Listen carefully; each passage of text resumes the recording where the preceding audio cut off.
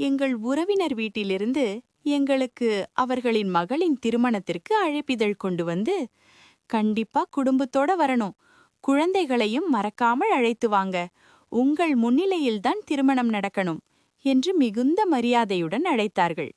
நாங்களும் குடும்பத்தோடு திருமணத்திற்கு செல்கிறோம். வாசலிலேயே முழு குடும்பமும் நின்று எங்களை அன்போடு வரவேற்று உள்ளே அழைத்துச் செல்கிறார்கள். திருமணம் சிறப்பாக நடந்து சாப்பிட்டு மனநிறைவோடு வீடு திரும்புகிறோம். 2 வருடங்கள் கழித்து எங்கள் குடும்ப வியாபாரம் சரியில்லாமல் கடன் சூழ்நிலை உருவாகிறது. அப்போது கண்மணியின் அப்பா, நம்ம உறவினர்களிடம் உதவி கேட்கலாம் என்று சொல்கிறார். முதலில் தொலைபேசியில் தொடர்பு கொள்கிறோம். ஆனால் அணுக முடியவில்லை என்று வருகிறது.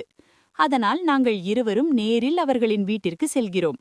வீட்டிற்குள் நுழைந்தவுடன் எங்களை பார்த்தும் பார்க்காதது போல அவர்கள் சோஃபாமில் சாய்ந்து கையில் கைபேசியுடன் மிகவும் அலட்சியமாக உட்கார்ந்திருக்கிறார்கள்.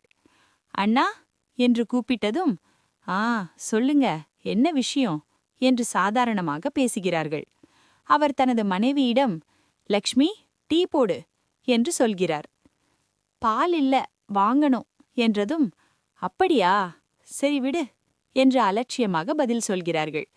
நாங்கள் தயங்கி கொஞ்சம் பணம் என்று சொல்ல ஆரம்பித்தவுடனே அவர் கோபமாக, நான் படுற கஷ்டத்துல நீங்க வேற, டீ வேணும்னா குடிச்சிட்டு கிளம்புங்க என்று சொல்கிறார். அந்த வார்த்தைகள் எங்கள் மனதை முழுமையாக உடைத்து விடுகிறது. அங்கிருந்து வெளியே வந்து பஸ் ஸ்டாப்புக்கு சென்று அழுகையை அடக்க முடியாமல் கண்ணீரோடு ஒரு வார்த்தையும் பேசாமல் வானத்தை பார்த்தபடி, பணம் மரியாதை தரும், மனம் மட்டும்தான் உண்மை உறவை காட்டும் என்று நினைத்துக்கொண்டு வீட்டுக்கு வந்து சேர்ந்தோம். அம்மா, இதேபோல் உங்க வீட்லயும் நடந்திருந்தா சப்ஸ்கிரைப், லைக், ஷேர் போட்டுட்டு போங்க.